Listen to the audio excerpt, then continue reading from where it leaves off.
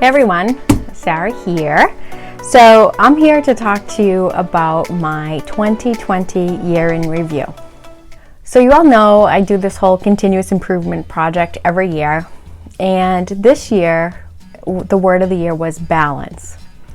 I came up with this word of the year in December of 2019, and I also came up with all the intentions or the monthly intentions in December of 2019, not knowing what 2020 would bring. As I was saying, my word of the year for 2020 was balance. And going into 2020, I really thought that balance looked like meditation and mindfulness and yoga and equal parts family, equal parts friend, equal parts success, equal parts relax, right? That was really what I thought balance looked like going into 2020. Well, stay tuned, because this is what 2020 and balance looked like for me. So before we get into it, don't forget to like and subscribe if you like this video and want to see more from me. So going into 2020, I had my journal, I had my planners that I used, and my work bullet journal, and that was like the thing. Well, and I also had a budget planner. I don't have it with me. And I identified 20 of 20. Let's take a look at those. Okay, so this was my 20 of 20 spread that I created. So it has stuff like 20 hours with friends, 20 sinking funds, 20 pounds lost, 20% of body fat actually, 20 days plant-based, 20 Zen yogas, so stuff like that. Okay, this was December of 2019. I did some of these. So yay, I made progress. So let's get into the monthly intentions that I had. So in January, I focused on really incorporating David Allen's Getting Things Done. What that meant was I've always been a fan of the GTD methodology, or getting things done, and I've tweaked it over the years, but I was like, you know what, in January I'm going to set it up, I'm going to incorporate it into my weekly planning, I'm going to tweak it where I need to, and I'm really going to get intentional about managing all of it, right? So I felt like balance, I need to not be stressed. I need to be able to manage all the things. So that's why I went to David Allen's Getting Things Done. And I did. I incorporated it. I set up a tickler system. I incorporated it into my planning routine, and it's been great. I'm so grateful I did it because it's helped me manage all the things as it was designed to do, right? So February, I focused on money, and I was saying I wanted 20 sinking funds for 2020, because one of the things that I noticed that really stressed me out, or where I felt like I didn't have balance, was when it would come time for Christmas, I would be like, I don't have any money for Christmas shopping, or like, oh, I gotta put it on credit cards, all that kind of stuff. So I really set up a solid budget. I set up sinking funds. I did the cash envelope thing, and while I can't say I've stuck to my budget perfectly, I've definitely made progress to where I want to be. I ended the year, or I know it's only the middle of December right now, but I ended the year with more money in my savings account than I started with, so progress. I didn't put any Christmas presents on credit cards, so progress. And I had the money set aside for when I needed it for all the things that pop up throughout the year, like snow tires, or new tires, or driver's ed, or things like that. So I had the money set aside. So I was really fortunate that I was able to do that. And I really don't think that I would have done it if I didn't set that budget up and really understand what comes up at what times of the year, what bills come up at what time of the year, when I need certain things, how much I make, what I want to save, what are my budgets. So while I didn't stick to it, it was always in the back of my mind. If I went to the grocery store and I spent more money than I budgeted, or that I planned on spending, I knew I was $20 off, $30 off. What was that? Oh, I bought extra things, So glad that I did that. So I made progress towards some financial goals. March. So March, I focused on clutter and decluttering. So I did a 40 bag challenge. So check out the videos on that. And I really just sat there and I wanted to getting rid of all the excess stuff.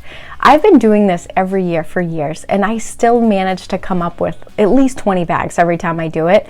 I think I settled on 38 bags, and so I really encourage everybody to do this. So it definitely balanced out my mind, like not seeing all this stuff. And you have to find what works for you, but I don't like a lot of stuff around. So that's really me. That's what I like. I mean, this is like a craft room / office, so there's going to be more stuff than normal up here, but in my kitchen I don't want a lot of stuff on my counter. So the different areas of your life or your home, I focused on decluttering to a level that I found comfortable.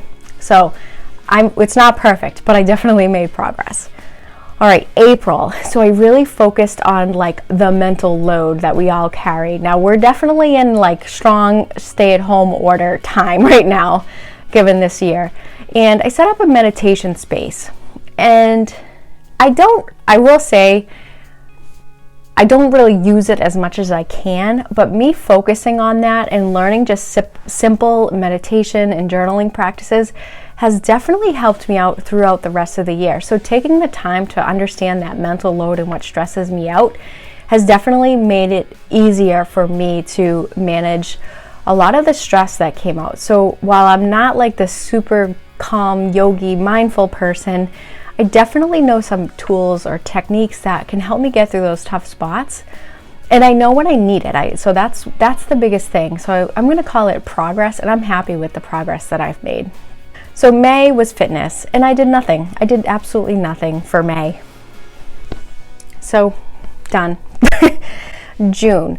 So June, again, we're in like COVID time. We're in the Northeast, so it hit us first. So June was definitely crazy. I got a new role added to my existing role. Everybody was getting pay reductions. It was just nuts, right? So I was like, I need a mid-year reset. All of my expectations were set before understanding what 2020 was going to bring.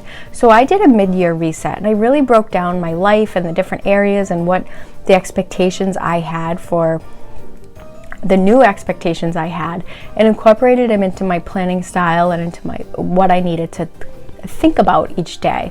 So I focused on June as an opportunity to reset, because it's 2020 after all, and I needed it. And I think that's one of the biggest things we need to recognize is, when do you need to do a reset? How do you know when to pivot? And June was definitely a month for me for that. July. So July I focused on family. Now this sounds like it should be easy, but we took a vacation in July. This was not a planned thing. I was planning on doing a vacation this year, but with COVID and not traveling and all that kind of stuff, I couldn't do it. I didn't know what to do. And I'm normally the one that drives like our annual trip or something with my friends. And I just didn't know what to do because of giving all the restrictions this year. So one of my friends was like, hey, want to go, tubing for the weekend with the kids and want to all get together? And I said yes. And that's not hard to say yes to, you would think. But because it was a little bit impromptu, I had to move so much around on my calendar to make it work. And I also had to say, sorry, we're pushing that. I had to prioritize my family. I chose to do it. It was one of the best trips I had.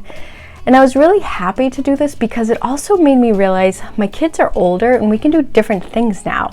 So we did a tubing trip. I had to rearrange everything. I got a flat tire on the way up there. But the fact that I knew that I needed to be intentional about family time made me say yes to that, where I actually probably would have said no to that because of the amount of work it took me to make it happen. All right, August. So August, the intention was health. I needed to focus on my health. So one of the biggest things that I did, and this sounds really small, was I actually broke down what I know I needed to be more active, and I know I needed to eat better. I knew the answer for me wasn't like a crazy fitness routine or crazy diet or crazy anything like that. I knew I had to have something that I just needed to make progress towards. And I know the foundation of health is activity and eating right. So I started ordering vegetable platters from my grocery store, like the special occasion that you would bring to a party, I just started ordering them because you know what? I just snacked on those all day instead of chips. The other thing that I did, and this was something that I had to force myself to do, and looking back, I'm like, why did I do that? I really wanted this. Is when I was drilling down, like, what are the things that I like to do when I'm being active? Like, what are the active things I like to do? And I love playing basketball. That really is, it's almost meditative for me in itself. So I bought myself a basketball hoop. Like, I went to the store and I'm like, I'm getting a basketball hoop. So I just bought it and I made my kids put it together with me on the hottest day of the summer. It was awful and it took us hours to do, but I am so grateful that I did that. I knew I liked basketball. I knew if I saw the hoop there, I would play. I knew if the ball was there, I'd pick it up. And I knew I would end up just doing drills and shooting around and being active and chasing the rebound. So I incorporated that and I definitely was more active. My steps started to increase, and one of the biggest parts of it, when I would come home, when me and my kids would get out of the car, the hoop was right there. So we were like, let's play around a peg or something like that. And we had a lot of impromptu one-on-ones and flip-flops, which I don't recommend. But the fact that it was there, it just made us have a lot more fun together, and I'm really glad that I bought it. So progress on being more active and focusing on health. September. So September, I focused on self-care. So going into this month, I was like, I need to be more intentional about taking care of myself, like just doing things just for me. So what that looked like, it could be just leaving the dishes in the sink and using that time to do like a charcoal mask or something, or watching a movie, or watching some stupid movie that you've seen 800 times just because you like it. So just things like that really helped me focus back on myself and bring it inward and take care of me and prioritize me. So that was September. Definitely made progress to it. October. Okay, October. I knew I wanted to finish the year strong. Like, I had to save the year. There was some stuff that was just gone, but October, I was like, I gotta do as much as I can to save the year. I'm not saying as much work as I can, as much intentional stuff as I can. So I chose the word grind.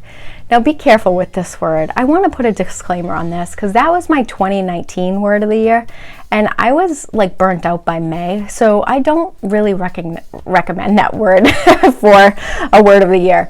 I don't know, to each is their own, but for me it was not a good word. But so grind. What I did was I took the time to like put a 90-day plan together of what I needed to do to save this year. So I put some work goals together. I broke them down into task and manageable task and milestones, and I really use that still now in December to know if I'm on target or off target, or where I need to bump up my prioritizing that project or that objective. I also took the time to build some stuff out for Plan the Grind for my business, and really start to understand what I want this Plan the Grind thing to be. So really glad I did that. I focused on making a plan that I had to carry through the end of the year and make progress on to really kind of set the foundation for the following month, for November. All right, so November's intention was grow. So I knew if I executed that 90-day plan for work and I did what I wanted to do for Plan the Grind, that I would grow my business, I would grow my visibility at work. So I really just focused on growing. The other thing that I did was I wanted to emotionally grow. I wanted to get out of my comfort zone, and that's when I decided to launch the Patreon. So I'm still launching that. It's coming up in 2 days, or maybe tomorrow when you watch this. So what I wanted to do was really, I've had this idea for so long, but it's been holding me back because I just didn't want to get out of my comfort zone. So I'm forcing myself to get out of my comfort zone and do some growing and make progress towards that by way of Patreon. So I'm excited about that. So be on the lookout. But so my month of November, I focused on grow. December, yay! So we're in December now. It's like the 11th, I think, right now. And my intention for the month of December is joy. So what does that look like? every December I'd be stressed out and I would never get to enjoy the holiday season. So I got all my Christmas shopping done in November, and I'm really focusing on joy. And what that looks like is as simple as watching Hallmark movies, going to feed the birds, or saying yes to opportunities that might be a little work, but you'll enjoy them when you see them. If you watch my latest vlog, you'll see me feeding the birds. I know that when I see those birds on the bird feeders, I'm going to be so happy. So I did that, and it was fun to do anyhow. Month of December, joy. The other thing that I'm finding a lot of joy to is building out the framework for my continuous improvement project to share with all of you. Like I said, I've had this idea for so long, and it's been in my head, and really building it out in a actionable step for all of you. That is making me so happy and bringing me so much joy. And just the fact of doing it it's exciting to see it all come together. So I'm really finding a lot of joy in that. So December, joy. All right, so overall, what do I think about 2020? Well, 2020 has had enormous challenges and has been enormously sad and difficult in a lot of different ways. And I hate to even think this, but it has been one of the best years for me. And going into it with the whole word of balance and what my thoughts were of balance was completely off. So what I found balance to be was following your curiosity, and which led me to find what I find fulfilling. And having that fulfillment has really been able to help me balance out the negativity that 2020 has really been encompassed with. So 2020, my continuous improvement project was all around balance. And while it's been a really challenging year, it really has been one of the best or better years that I've had in a long time. So I really encourage you all to do a continuous improvement project, and I'm not saying that to plug my channel. Do it with yourself, do it for yourself, do it with friends, but I really think that this is such a great way to just shape your year, shape your month, shape your weeks, just to find fulfillment and really just find all around enjoyment in your life. That's all I have, and thanks for your time, and thank you for all your support this year. I really have had just a blast with Plan the Grind and YouTube and Etsy, and I really do appreciate every single one of you. So thanks for watching, everyone. Bye.